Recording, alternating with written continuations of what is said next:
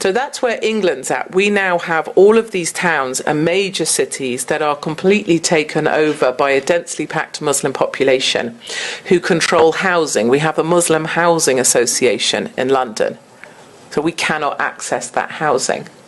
There's a Muslim police association in London. It's not one like you have. You have the pretend Muslim police, don't you? You have the pretend NYPD cars. Ours is real, the Muslim Police Association. And before you know it, you have this dual policing system that starts off, and that's not a good thing to witness. So I'll give you one example. In a place called Glasgow, it is a rough end of Glasgow. There's a densely packed Muslim population. It's the middle of the day, 4 o'clock. And out onto the street comes a woman. She's all aflame. She's all lit up. And she's screaming, "Help me, help me."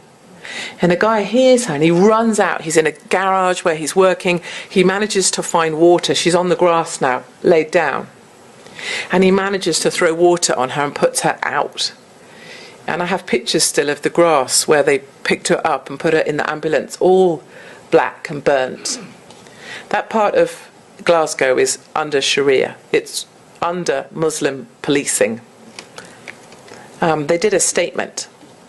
The police said there were no suspicious circumstances. And the local mosque, despite the fact there was no other comment to be made by the police, the mosque said, "It was one of our sisters. It was not a hate crime, so people don't need to be concerned. But a good Muslim doesn't gossip about what happens to a sister." Now, when you start with that kind of policing happening, then all of your faith in your country is very easily diluted. The reason 2,000 of our young white girls were raped in one town alone, Rotherham, was because when the girls went to the police didn't want to be called Islamophobic. When the girls told the social workers, they didn't want to be called racist. The girls were pushed away, turned away. "No, you must be wrong." Some of them were from care homes, so they just weren't believed. And in the end, 2,000 girls were raped by gangs of majority Pakistani Muslim men. I was referred to the police. I was investigated for calling these rape squads majority Pakistani Muslim rape squads, and it wasn't looking too good for me until statistics came out on it, and it was revealed that they were actually majority Pakistani Muslim rape squads. So I'll take that one. But this is where the police come in.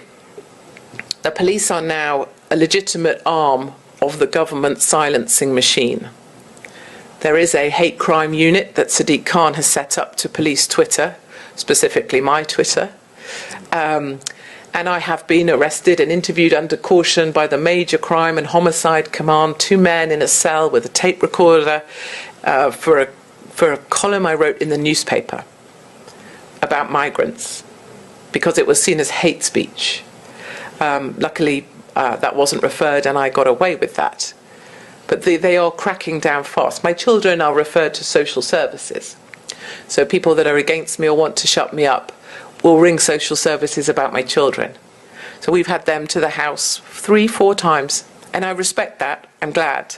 Because if someone's in trouble, I want them to be found out. The only thing I wonder is, where were social services for those 2,000 girls in Rotherham when they needed some help? Why is it that it would be believable if it was something to do with me?